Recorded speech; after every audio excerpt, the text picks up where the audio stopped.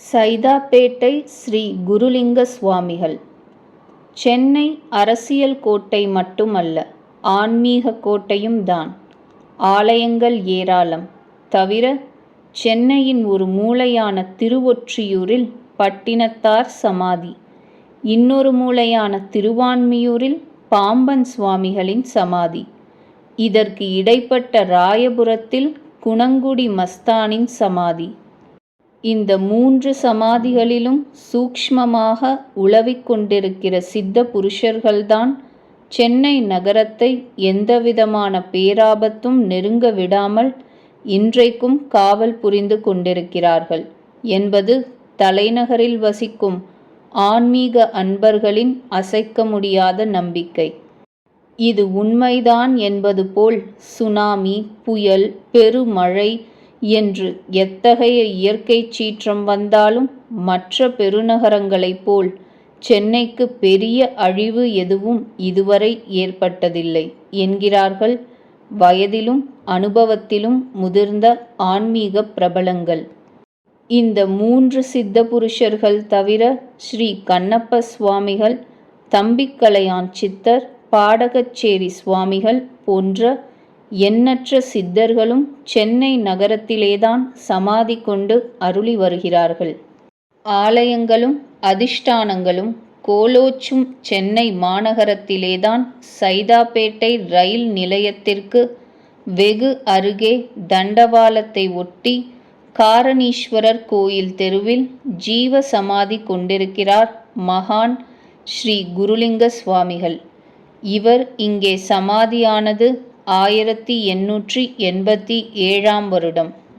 ஜீவன் முக்தி அடைந்து சுமார் 100 ஆண்டுகள் கழிந்தும் இன்றைக்கும் தன் பக்தர்களுக்கு தேவைப்பட்ட வேளையில் காட்சி தந்தும் கனவில் பேசியும் தியானத்தில் தோன்றியும் அருளி வருகிறார் குருலிங்க சுவாமிகள். குருலிங்க சுவாமிகள் யார்? எப்பொழுது பிறந்தார்? பெற்றோர்கள் யார்? அடுத்தடுத்த கேள்விகள் உங்கள் மனதுக்குள் எழுகின்றனவா? எழத்தான் செய்யும். எந்த ஒரு மனிதர் நமக்கு அறிமுகமானாலும் அவரது பூர்வாசிரமத்தை தெரிந்து கொள்வதில் இருக்கிற ஆவலே தனிதான். ஆனால் பல மகான்களது வாழ்க்கையில் ஆதியை தேட முடியாது, அந்தம் மட்டும்தான் அறிய முடியும். அதுவே குரு பூஜை என்கின்ற பந்தம். குரு பூஜையின் மூலம்தான் அவர்களை நாம் நினைவுபடுத்திக் கொள்கிறோம். மானுட வாழ்க்கையில் ஒருவரின் பிறப்பை உடனுக்குடன் பதிவு செய்வது என்பது லௌகீகமான விஷயத்திற்காக. அறிவை வளர்க்கும் கல்வியை கற்று தேர்வதற்கு ஆரம்பத்தில் பிறப்புச் சான்றிதழ் தேவை. காரணம், போலிகள் எப்படியாவது புகுந்து விடுவார்கள் என்பதால். பணம் சேர்த்து படோடோபமாக வாழ ஆசைப்படும் மனிதன் அதற்கான ஒரு பணியில் சேர்வதற்கும் பிறப்புச் சான்றிதழை பார்த்து உறுதி செய்து கொள்வார்கள். காரணம், பணம் இல்லை என்றால் புவியில் எதுவுமே இல்லை. ஆனால் மகான்களுக்கு பள்ளியும் தேவையில்லை, பணியும் தேவையில்லை. இறைவன் நடத்தும் ஆன்மீக பள்ளிக்கூடத்தில் தங்களை இணைத்து கொண்டவர்கள் இவர்கள். இறைவன் தங்களுக்கு இட்ட பணியை இன்முகத்துடன் பூர்த்தி செய்பவர்கள். எனவே அவர்களது பிறப்பு எங்கே, பெற்றோர் யார் போன்ற விஷயங்களை ஆராய்வதில் அலைச்சல்தான் மிஞ்சும். குருலிங்க சுவாமிகளும் அப்படித்தான். எப்பொழுது பிறந்தார், எங்கே வளர்ந்தார் என்கின்ற எந்த தகவலும் இதுவரை அவரது பக்தர்களால் அறியப்பட முடியவில்லை. விருத்தாச்சலத்திலே பிறந்தவர் சுவாமிகள் என்பது அவரது பக்தர்களின் கூற்று. கன்னட தேசத்திலே விப்பிரர் குலத்திலே அவதரித்தவர் இவர் என்பது சைதாப்பேட்டை ஸ்ரீ காரணீஸ்வரர் ஆலய தல வரலாற்று குறிப்பு. எது உண்மை என்கின்ற ஆராய்ச்சிக்குள் நாம் போக வேண்டாம். பிறந்ததிலிருந்தே மாபெரும் சிவபக்தராக திகழ்ந்தார் சுவாமிகள். ஒவ்வொரு ஊரிலும் உள்ள சிவாலயங்களுக்குச் சென்று அங்கு உறையும் லிங்க திருமேனியை தரிசித்தபடி யாத்திரையாக வந்து கொண்டிருந்தவர் இறுதியாக வந்து சேர்ந்த இடம்தான் சைதாப்பேட்டை. திருக்காரணி எனப்படும் சைதாப்பேட்டையில் கோயில் கொண்டிருக்கும் ஸ்ரீ காரணீஸ்வரரை தரிசித்தார். இந்த திருத்தலத்தின் அழகும் கோயிலின் அமைப்பும் அவரது மனதை கொள்ளை கொண்டு விட்டதால் இங்கேயே நிரந்தரமாக தங்கிவிட்டார் என்று கூறப்படுகிறது. அனுதினமும் காரணீஸ்வரரை தொழுவதை தன் வழக்கமாக கொண்டார். தாங்கள் வசிக்கும் பகுதியில் ஒரு சித்த புருஷர் குடி கொண்டிருக்கிறார் என்பதை அறிந்த சென்னை நகரத்து மக்கள் இவர் இருந்து வரும் இடத்திற்கு வந்து தங்கள் பிணிகளை சொல்லி விபூதி பிரசாதம் பெற்று செல்வார்களாம். சிறந்த சிவபக்தர் என்பதால் இவரது இடது திருக்கரத்தில் அவ்வப்பொழுது லிங்க திருமேனிகள் திடீரென்று தோன்றுமாம். முற்றிய சிவபக்தியின் காரணமாக அந்த ஆதி சிவனே இந்த வரத்தை சுவாமிகளுக்கு அருளியிருந்தாராம். இத்தகைய சிவலிங்கங்களை தன்னை ஆத்மார்த்தமாக தரிசிக்க வரும் சில பக்தர்களுக்கு கொடுத்தாராம். சுவாமிகள் இடைப்பட்ட காலங்களில் அவர் எங்கெங்கு பயணித்தார், என்னென்ன அருளாடல்கள் நிகழ்த்தினார் என்பது சரிவர அறியப்படவில்லை. அதற்குண்டான பதிவுகளும் எதுவும் இல்லை. அவ்வளவு ஏன், சுவாமிகளின் ஒரு புகைப்படம் கூட வெளியாகவில்லை. காலங்கள் உருண்டோடின. தன் மனதுக்கு மிகவும் பிடித்த ஸ்ரீ காரணீஸ்வரர் சந்நிதியிலேயே தான் ஜீவ சமாதி ஆக வேண்டும் என்று தீர்மானித்தார் சுவாமிகள். சைதாப்பேட்டை பகுதியில் வசித்து வரும் செல்வந்தர் ஒருவரிடம் தான் ஜீவ சமாதி அடைவதற்கான இடத்தை தருமாறு அணுகினார். சுவாமிகளுக்கு இடம் தருவதற்கான வசதி அந்த செல்வந்தருக்கு இருந்தும் சுவாமிகளின் மகத்துவம் புரியாமல் ஏளனம் செய்து அனுப்பிவிட்டார் செல்வந்தர். சுவாமிகளும் வேறு ஏதும் பேசாமல் அங்கிருந்து புறப்பட்டு சைதை பகுதியில் அடையாறு ஆற்றங்கரைக்கு வந்தார். தெள்ளிய நதியாக ஓடிக்கொண்டிருக்கும் அதன் கரையில் ஆழ்ந்த நிஷ்டையில் அமர்ந்தார். அதே நேரத்தில் செல்வந்தரின் குடும்பத்தில் உள்ள அனைவருக்கும் திடீரென கடுமையான வயிற்று வலி வந்து பெரும் அவஸ்தைக்கு உள்ளானார்கள். திடீரென ஏன் இப்படி குடும்பத்தில் எல்லோருக்கும் வயிற்று வலி வந்துள்ளது என்று திகைத்த அந்த செல்வந்தரும் குடும்பத்தினரோடு சென்று வைத்தியரை அணுகி அனைவருக்கும் சிகிச்சை செய்தார். வைத்தியத்துக்கு பணம் விரயமானதை தவிர குணம் ஏற்படவில்லை. செல்வந்தரின் வீட்டில் பணிபுரிந்து வந்த வேலைக்காரன் ஒருவன் குருலிங்க சுவாமிகளின் அருமை பெருமை அறிந்தவன். சுவாமிகள் ஜீவ சமாதி ஆவதற்கு இடம் தராததால்தான் அவரது குடும்பம் இப்படி வலியால் துடிக்கிறது என்பதை யூகித்தவன் சுவாமிகளை தேடி அடையாறு ஆற்றங்கரைக்கே வந்தான். தன் முதலாளியான செல்வந்தர் குடும்பத்தின் தற்போதைய நிலையை சொல்லி அழுதான். அவர்களை எப்படியாவது இந்த உபாதையிலிருந்து காப்பாற்றுமாறு வேண்டினான். அந்த குடும்பத்தினரை மன்னித்து அருளுமாறு கதறினான். வேலைக்காரன் கையில் ஒரு சொம்பை கொடுத்து ஆற்றங்கரையிலிருந்து நீர் எடுத்து வருமாறு அவனை பணித்தார் சுவாமிகள். அறக்க பறக்க எடுத்துக்கொண்டு ஓடி வந்தான். அந்த நீரில் சிறிது விபூதி தெளித்து இதை கொண்டு போய் அவரது குடும்பத்தில் உள்ள அனைவரையும் குடிக்கச் சொல் என்ற சுவாமிகள் நிஷ்டைக்குள் போய்விட்டார். சுவாமிகளின் அருளாசிப்பட்ட தீர்த்தத்துடன் தன் முதலாளியின் வீட்டுக்கு ஓடினான் வேலைக்காரன். சுவாமிகளை அவமதித்து அனுப்பிய விவரத்தையும் அதனால் தான் இந்த சங்கடங்கள் வந்தது என்றும் சொன்னான். சுவாமிகளிடம் இருந்து தான் கொண்டு வந்த தீர்த்தத்தை கொடுத்து அனைவரையும் உட்கொள்ளச் சொன்னான். ஏராளமான சிகிச்சைகளை செய்தும் பலன் இல்லாமல் இருந்த அவர்கள் இதை குடித்தாலாவது நம் வயிற்றுவலி தீராதா என்று பயபக்தியுடன் அதை உட்கொண்டனர். என்ன ஆச்சரியம்! அதை அருந்திய அடுத்த கணமே அனைவரது வயிற்றுவலியும் பறந்தோடிவிட்டது. செல்வந்தர் உட்பட குடும்பத்தில் இருந்த எல்லோரும் ஒரு புத்துணர்வு பெற்றதைப் போல் ஆனார்கள். செல்வந்தருக்கு இதன் பிறகுதான் சுவாமிகளின் மகத்துவம் புரிந்தது.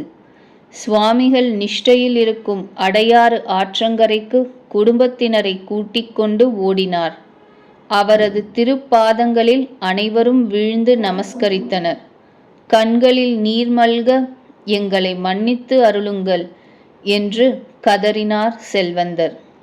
அதோடு சுவாமிகள் ஜீவ சமாதி ஆவதற்கு உரிய இடத்தையும் தாராளமாக தான் தருவதாக வாக்கு கொடுத்தார்.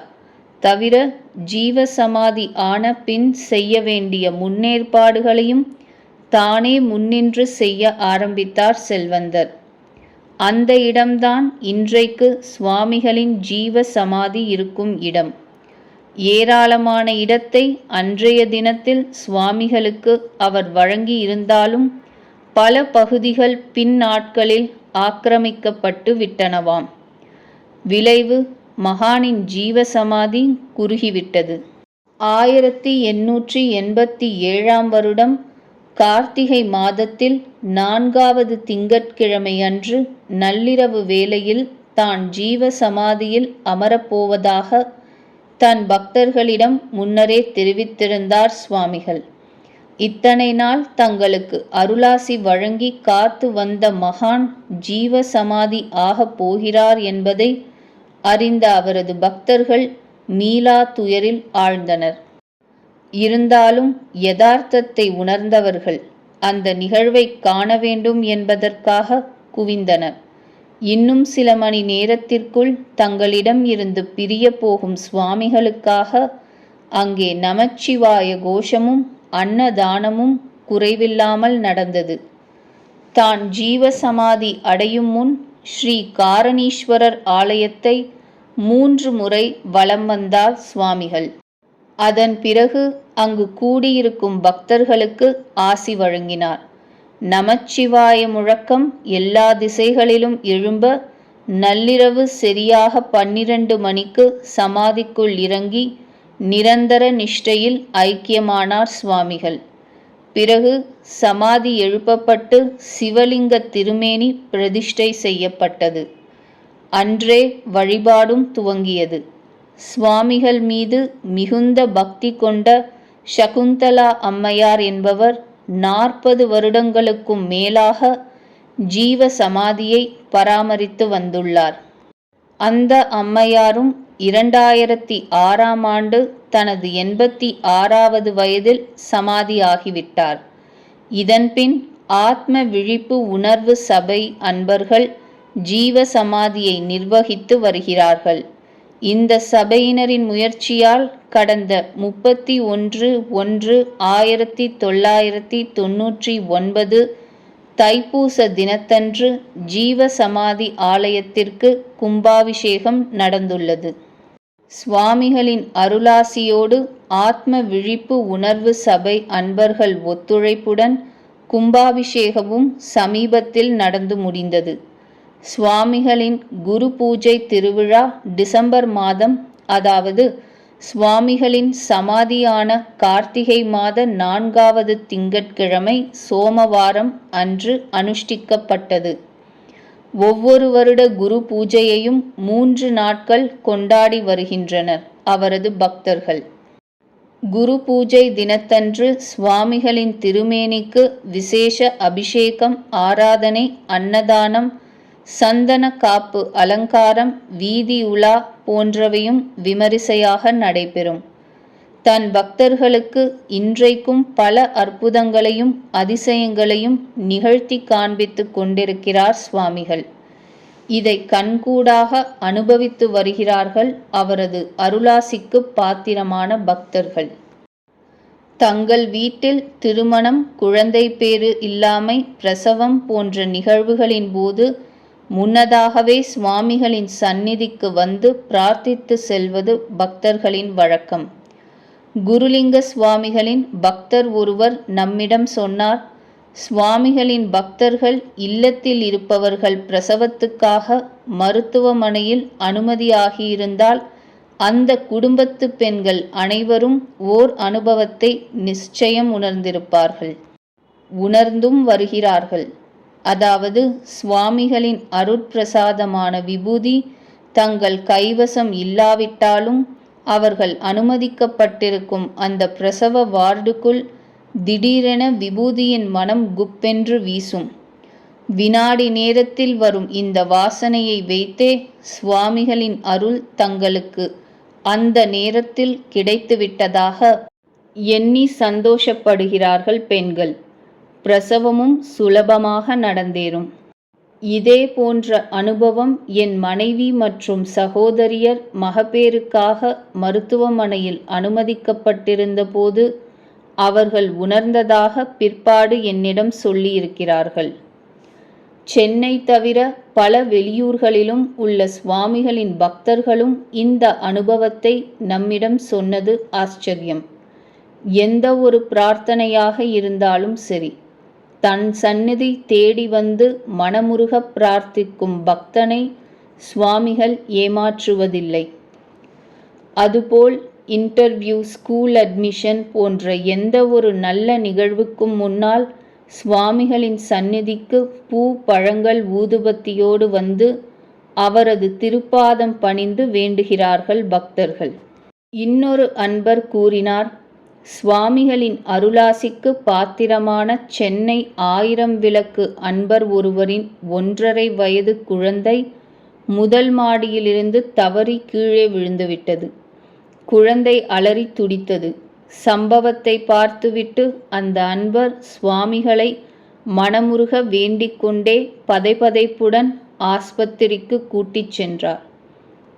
குழந்தையை பரிசோதித்து பார்த்த மருத்துவர்கள், எல்லாம் நார்மலாகவே இருக்கிறது, குழந்தை தவறி விழுந்ததற்கான அடையாளம் எதுவுமே இல்லை, நீங்கள் சொல்வதை வைத்து பார்க்கும் பொழுது ஏதோ ஒரு அபூர்வ சக்திதான் குழந்தையை தாங்கி பிடித்திருக்கிறது என்று தோன்றுகிறது என்று கூறியிருக்கிறார்கள்.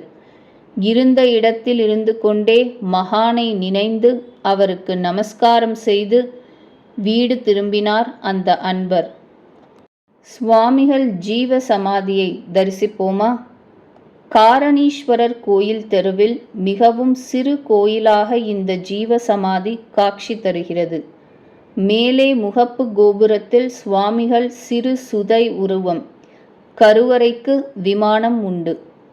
ஜீவ சமாதிக்குள் நுழைந்தவுடன் ஸ்ரீ விநாயகர், முருகன், பலிபீடம், நந்தி தேவர் ஆகியோரின் தரிசனம். இதை தாண்டியவுடன் நமக்கு இடப்பக்கம் ஸ்ரீ ராமலிங்க அடிகளாரின் ஒரு சுதை திருமேனி, வலப்பக்கம் 18 சித்தர்கள் ஓவியங்கள். கருவறையில் சுவாமிகள் உற்சவர் விக்கிரகம், லிங்க திருமேனி, சுவாமிகளின் கல் விக்கிரகம் என்று ஒன்றன் பின் ஒன்றாக காட்சி தருகிறது. ஆரம்ப காலத்தில் ஆலயம் சாலையில் இருந்து சற்று உயரமாகத்தான் இருந்ததாம். பின்னாட்களில் சாலை மட்டம் ஏற ஏற ஆலயம் சற்று தாழ்வாக போய்விட்டதாம். இதனால் நின்ற நிலையில் சமாதியை தரிசிக்க முடியாது. எல்லோரும் தரையில் அமர்ந்து தியானம் செய்து தன்னை வழிபட வேண்டும் என்று சுவாமிகள் விரும்பினாரோ என்னவோ, உட்கார்ந்துதான் இங்கே தரிசனம் செய்ய முடியும். சுவாமிகளுக்கு கைங்கரியம் செய்யும் அன்பர் உள்ளே செல்லும் பொழுது குனிந்த நிலையில்தான் செல்ல வேண்டும். ஆனால் கருவறை விசாலமானது. 4 சர விளக்குகளின் தீப ஒளியில் சம்மணமிட்டு அமர்ந்து வலக்கை ஜபமாலை தாங்கி சின்முத்திரை கோலத்துடன் அருள் புரிகிறார் ஸ்ரீ குருலிங்க சுவாமிகள். மலர்களின் நறுமணமும் விபூதி வாசனையுமாக பார்ப்பதற்கே பரவசமான தரிசனம். இடது உள்ளங்கையில் ஒரு லிங்கத்தை உள்ளடக்கி வைத்திருக்கிறார்.